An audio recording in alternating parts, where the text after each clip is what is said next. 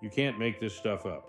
Nearly 2 years ago, in a bold show of Western unity, the European Union and the United States slapped an oil import ban on those evil Russians in response to Vladimir Putin's invasion of Ukraine. Joe Biden signed an executive order prohibiting the import into the United States of Russian origin crude oil, petroleum fuels, oils, and products of their distillation. We were going to hit them where it hurts, right in the pocketbook.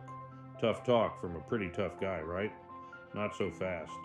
The Washington Post, itself a liberal-leaning rag, must have been ordered to throw E.O. Joe under the left's agenda-driven bus.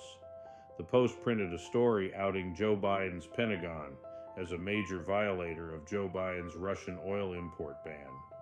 And of course, the commander-in-chief is none other than Joe Biden, which would make Joe Biden responsible for violating Joe Biden's oil import embargo. While the public was believing the public lie, Russian oil still secretly flowed to a Greek refinery, which served the interests of the American military.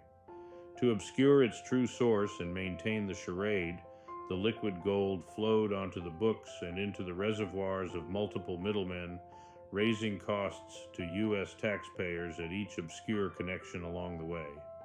The final stop before it arrived at the motor oil Hellas destination on the Aegean Sea was an oil storage unit in Turkey named Dortiol.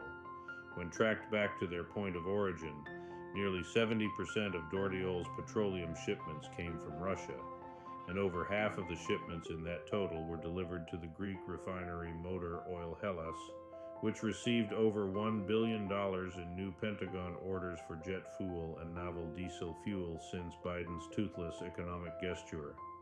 The lesson emerging from the seamy muck is this: when fighting a Cold War in a globally connected economy, one's biggest challenge is identifying and recruiting enemies willing to sell out their country's best interests for their own, which many will do if the price is right.